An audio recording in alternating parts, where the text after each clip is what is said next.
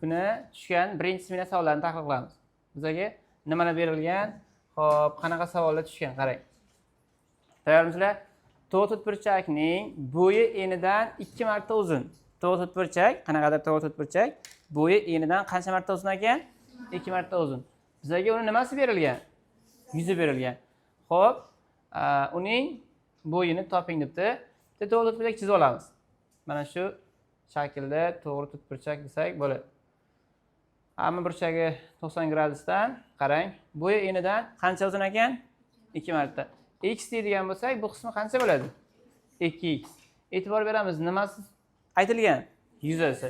Eslaysiz, yuzasi degani a ko'paytirilgan b. Xo'p, yuzani o'rniga 18 qo'ysak, bitta tomoniga x qo'yadigan bo'lsak, ikkinchi tomoniga nima qo'yib olamiz? 2x qo'yib olamiz. Ana endi bundan 18 tursin. X ni x ga ko'paytirsak, x ning kvadratdan 2 turadi. 2 x ning nimasi chiqadi? Kvadrat. 2 ga bo'lib olamiz. Nima chiqadi bundan? 9 teng x ning kvadratiga. X topadigan bo'lsak 3. Mana. Bitta tomoni qancha ekan? 3. 2 marta katta bo'lgandan keyin 6. Nimasini so'rayapti bizdan? Bo'yini so'rayapti. Endi uzunroq tomonni 2x dedim, kaltaroq tomonni nima deb oldim? X deb oldim. Xo'p. Bizga qaysini so'rayapti? Qaysi uzunroq degan? Qarang. Eni 2 marta uzun. Enidan degani, demak, bo'yi 2 marta enidan uzun. Demak, bo'yi uzunroq bo'lgan ekan. Javobimiz qaysi ekan? 6 deb qo'ysak bo'ladi. X birini necha x deb oldik? 2x. Xo'p, endi ikkinchi savolda ham shu yoqqa ko'rib o'ramiz. Qarang. Asosi 5 burchak bo'lgan piramidaning nechta yog'i mavjud? Shunaqami? Nechta yog'i mavjud? Xo'p, piramidalar uchun 5 ta, 6 ta, 7 ta va hokazo deb kelaveradi. Farqi yo'q piramida uchun. Xo'p, nima qilamiz? Qarang. n + 1 dan foydalanamiz. Bizga nima deyilyapti? 5 asosini 5 burchak degani n burchak soni bo'ladigan bo'lsa 5 + 1. Demak, nechta ekan deb qo'yamiz? 6 ta bor ekan desak bo'lar ekan. Nechta yog'i bo'lar ekan? 6 ta. Bitta chizib ko'ramizmi? 5 burchak qilib. Qani? Mana bunaqasiga bitta qo'ysak, bunaqasiga bitta qo'ysak, nechta burchak bo'ldi? 1, 2, 3, 4 tami? Qanaqa shakl bo'ldi endi? Qani bitta mana qolib boramiz, bu yoqqa o'taylik. Mana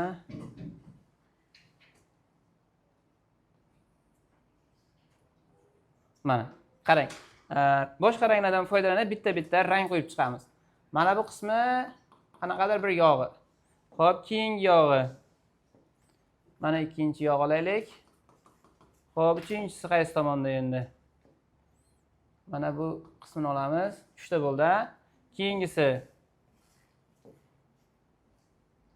Xo'p, mana bu qismchasi mana shu tartibda ketyapti. 4 ta, bu tomoni bilan 5 ta.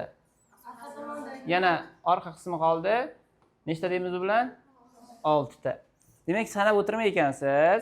Piramida deb kelsa, asosidagi burchaklari nechta bo'lsa, uning yoqlari nechta ko'p bo'lar ekan? Bitta ko'p bo'lar ekan. n + 1 esa qoldinglarmi? Bo'ldi. Ikkalasi tushunarli bo'ldimi? Keyingisiga o'tamiz bo'lsa. Qarang, boshladik. Endi buni yozishimiz shart emas. Xo'p, keyingisi yana qanaqa savollar berilgan bizga?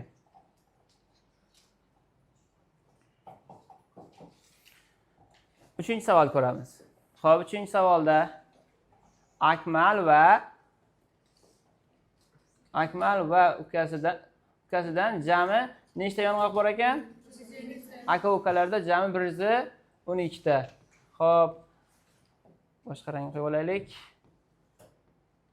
Akmal va ukasida. Xo'p, ukasida. Ikkalasida jami 112 ta yong'oq bor. Akmal ukasiga nechta yong'oq berdi? 19 ta yong'oq berdi. Akmal ukasiga 19 ta yong'oq berdi. Demak, undan nechta yong'oq ketdi? 19 ta ketdi-da, 19 ta bergan bo'lsa. Keyin nima deyapti? Ikkalasining yong'oqlari teng bo'ldi. Demak, nima bo'ldi? Ukasiga 19 ta bergandan keyin ikkalasi tenglashib qoldi. Mana. 19 ta. Xo'p, 19 ta qilaylik. Qarang. Akmal ukasiga 19 ta yong'oq berdi. Bergani uchun Akmaldan 19 ta yong'oq ketdi. Kimga beryapti? Ukasiga beryapti. Demak, ukasiga nima qilish kerak yong'oqlar soni? Qo'shilish kerakmi? Xo'p, bunda nima qilamiz? Akmal va ukasi tursa, 112 miz tursin. Qarang, 19 bu yoqqa o'tkazib 19 ga qo'shamiz. U'mizni o'tkazib ayirib qo'yamiz. Minus plus minus bo'ladi. Minus u bo'ladi. 38. Nimacha hosil bo'ldi? Sistemacha qo'shib yuborsak bo'lar ekan. Demak, bular qisqaradi. 2 ta A 100 qo'shing qani? 150 chiqar ekan. 152 ga bo'lib yuborsak 75. Akasida qancha yong'oq bor ekan? 75 ta. Endi mana bundan foydalanib topsak, bundan foydalanib topadigan bo'lsak, akasi, ukasi jami qancha edi? 112 ta. Akasiga 75 qo'ysak, ukasinikini topib olsak bo'ladi. Xo'p, 112 dan nechini ayiramiz? 75 nechi chiqar ekan? Aytingchi. 37 ta ekan. Bizda qaysini so'ragan o'zi? Qaniki? Dastlab akasining nechta yong'og'i bo'lgan? Nechta yong'oq bor ekan akasida? 75 ta ekan. Tushunmadinglarmi? Siz bitta narsani tushunib oling. Nimaga akasidan ayrilyapti, nimaga ukasiga qo'shilyapti? Beryapti va olyapti. Tushunarli? Shunaqa masala kelsa, shunaqa ishlasangiz bo'ladi.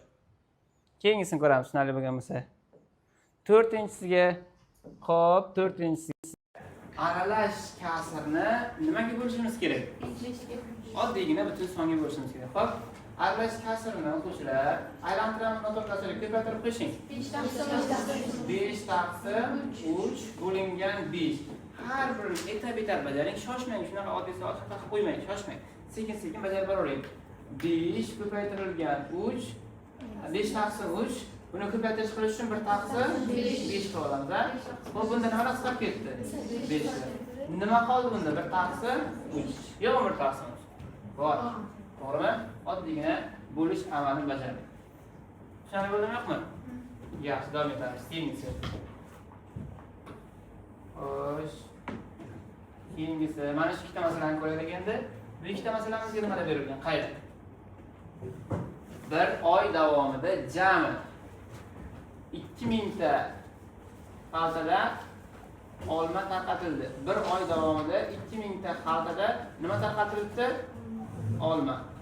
Esa qoling, jami 2000 ta olma. Xo'p, agar har bir xaltaning ichidan 350 gramdan olma bo'lsa, bir oyda jam nechta sentner olma tarqatilgan? Bir oyda qancha sentner olma tarqatilgan deyilgan. Bir sentnerimiz qancha bo'ladi? 100 kilogram. Necha kilogram deymiz? 100 kilogram. Buni bilib qo'ydik. Bu bitta ma'lumot bizga kerak bo'ladigan. Endi har oy davomida jami bir oyda jami xaltamiz bor ekan. Jami xaltachalarimiz. Demak, necha mingta xalta bor ekan? 2000 ta xalta bor. Har bir xaltani ichida qancha bor ekan? 350 gram. Demak, buni hozir 2000 ni 350 ga ko'paytirsak nima kelib chiqadi bizga? Jami tarqatilgan olmaning og'irligi nimada kelib chiqadi? Gramda kelib chiqadi. Demak, 350 ni ko'paytirar ekanmiz gramga o'tkazish uchun 720. 0.35 kilogrammlashtirsak. Xo'p, endi grammga aytib qo'yaylik, keyin ko'ramiz. Hozir grammdan kilogrammga o'tamizda. Demak, buni 35 ni nechaga ko'paytiramiz? 35 kare 2 70. Nollarni sanaymiz. 1 2 3 4. Demak, 70 orqasidan 4 ta nol qo'yib qo'yamiz. Tushunaymi? 4 ta nol qo'ydim mana. To'g'rimi? Nimaga aylandi endi bu? Grammga. Grammdan kilogramm o'chirishimiz kerak. 1 kilogrammimiz qancha? 1000 gram. Ketdik. Nechta o'chiramiz? 3 ta. Demak, bu 700 kilogram. Endi kilogramdan sentnerga o'tishimiz kerak. Yana 2 dan o'chiradigan bo'lsak 7 sentner. Qanchasi tarqatilgan ekanini nima deymiz? 7 sentner. Buni xato qilishingiz mumkin emas. Qarang, 200 ta xaltacha bir oy jarayonida tarqatilgan olmalarni jami xaltasini soni. Bu 350 esa har bir xaltadagi olmalarni og'irligi faqat grammda beriladi. Uni biz 2350 ga ko'paytirib, jami bir oy tarqatilgan xaltalardagi olmalarni topib oldik. Kilogrammga o'tkazdik va sentnerga o'tkazdik. Tushunarlimi? Keyingisi. Endi 6 ga o'tamiz. 6 da nima deyilgan bizga? Xo'sh, 6-savolga. Bug'doy yanchilganda nima deyilgan? Tuyulganda yoki yanchilgan yoki tuyulganda 75% un olinar ekan. 6 sentner un olish uchun qancha kilogramm bug'doy kerak bo'ladi? Demak, qarang, 75% bizga kerakli mahsulot bo'lar ekanda. Bug'doyimizni maydalaganimizdan keyin, tuyganimizdan keyin 75%. Qancha foiz chiqib ketyapti? 25% chiqib ketyapti. Menda bor edi x kilogramm bug'doy bor, uni necha foizini topishim kerak? 75% topishim kerak. 75% topish uchun 75% topish uchun uni 75imizda foizdan songa o'tish uchun necha bo'lamiz? 0dan 75 ga. Mana x kilogramm bug'doyimda 75%. Nima chiqishi kerak u? 6 sentner chiqishi kerak. 6 sentnerda sen kilogrammga o't. 1 kilogramning qancha edi? 100 kilogrammi? Demak 600 kilogramm bo'lishi kerak. 600 kilogramm mana qiyos qilaylik. 6 sentnerimiz 600 kilogramm ekan. Qarang, yana qaytaraman. Sizda bo'lishi kerak edi x kilogramm bug'doy, 75% ni topganingizda 600 kilogramm un olishingiz kerak. Tayyor uningiz 600 kilogramm chiqishi kerak. Qancha bug'doy bo'lishi kerak edi deyapti. Demak, bunda nima qilamiz? X teng 600 ni nechiga olib qo'yamiz? 75 ga. Bo'ladigan bo'lsa nima chiqadi? 800 kilogramm bug'doyingiz bo'lganda siz bemalol 6 sentner un olasiz. 6 sentner degani necha kilogramm degani? 600 kilogramm un olasiz degani. Tushunarli bo'ldimi bu? Nima yo'q, ha? Yaxshi. Keyingisi. Nechinchisiga kelganda 7. Hop, 7-savolimizga nima deyilgan? Tekrar o'qib ko'ramiz. Quyidagi tengsizliklardan nechtasi noto'g'ri? To'g'ri, noto'g'ri. Fikr so'raydi. Endi bu oddiygina mulohaza. Mana o'ylab ko'ramiz, qarang. Birinchisiga manfiy sonni kichigi katta bo'ladi, to'g'rimi? Haqiqatan ham -4 -13 dan katta. Demak, biz birda nima deyamiz? To'g'rimi? Buni xato qilishingiz mumkin emas, do'stlar. Qarang. -29 kichkina -30 dan. Bu esa xato. Bizga noto'g'ri fikr so'ralgan. E'tibor beramiz shu joyga. Asosiy joyimiz shu. E'tibor berib chalg'amasligimiz kerak. 0 kattami 6 dan? 0 katta emas, 6 dan kichkina. Bu yerga 0 kichkina 6 dan. Bu ham qanaqa tasdi? To'g'ri tasdi. Endi bunisiga e'tibor beramiz. 2025 minusdan katta -2026 dan. Kichik katta bo'ladi. Bu ham demak to'g'ri. Noto'g'ri degan joyni yana qaytarib o'qiyman. Nechta ekan o'zi? Bitta ekan. Ana shu joyiga siz to'g'ri tasdiqni ko'proq topib ketib qolasiz. Faqat sal e'tibor berib qaratamiz. Tushunarli? Topolasiz bemalol, faqat shartiga yaxshilab qaraymiz. Kimda savol bor? Savol yo'q, ha? Ketdik. Ana endi 8 ga o'tamiz. Tinglamaning nechta ildizga ega? Bu ildiz degani oddiygina tinglamaning x-i topishingiz kerak bo'lgan. Xo'p, tinglamasini ishlab qo'yamiz. 3x ni o'zi, 4 ni o'zi. Qaysi olib chiqamizmi? Xo'p, 3x minus 3 plus 7. Ketdi. Bundan 3x turadi. Qarang. E'tibor bering. Qaysi tarafda? Chap tarafda 3x bor, o'ng tarafda ham 3x bor. Bu yoqqa o'tkazsak, minus o'tadimi? Xo'p, ikkalasini soddalashtiramiz. -3 plus 7. 4 chiqadi. 4 qaysi tomonda bor yana? Chap tarafda bor edi, o'ng tarafga olib o'tsak, bu ham. Demak, bular qisqarib ketar ekan. 0 teng 0. Cheksiz. Qarang o'quvchilar, hop, x lar yo'qolib ketib, sonlar yo'qolib ketib, 0.0 bo'lib qolgandagi holat x tegishli r yo cheksiz ko'paychim yo minus cheksizlikdan plus cheksizlikgacha degan ishlarni beradi. Bu cheksiz ko'paychim bo'ladigan holati. X yo'qolib ketib, bironta qanaqadir a songa teng bo'lib qolsa, bu qanaqa holat deb qaraysiz? Ertaga sonimiz tushib qolishi mumkin. Bugun cheksiz ko'paychim tushgan bo'lsa, ertaga nima tushib qolishi mumkin? Bo'shliqlar. Yana qaytaraman. X yo'qolib ketgan holatdagina songa teng bo'lsa, 0 bironta songa teng bo'lishi mumkinmi? Yo'q. Shunday holatda bo'shliqlar deb qaraysiz. Tushunarli? Xo'p, qani bor shunaqasi? Bitta yo'q, ikkita yo'q, ildizga ega emas, yo'q. Javobimiz nima ekan? Cheksiz ko'p. Tushunarli bo'ldimi? Agar ildizga ega emas degan javob bo'yicha qanday chiqishi? Hozir tushuntirdim. Ildizga ega emas degan nima degani ekan? Bo'shliqlar degan. Tushunarli bo'ldimi? Ketdik. Keyingisini ko'ramiz. 9. 9 bilan 10 ni birdan ko'ramiz. Mana. 9 bilan 10 ga qaraymiz. 9 ga nima degan? Chizmadan to'g'ri burchakli chizmadan to'g'ri burchakli parallelepipedning yoyilmasi ko'rsatilgan. Agar ushbu yoyilmaga shakl yig'ilsa hosil bo'lgan jismning hajmi qanday bo'ladi? Parallelepiped yoyilgan, shu shaklni bizga yig'ilganimizdan keyin hajmi so'raladi. Xo'p, parallelepipedimizda nimalar berilgan? Tomonlar berilgan.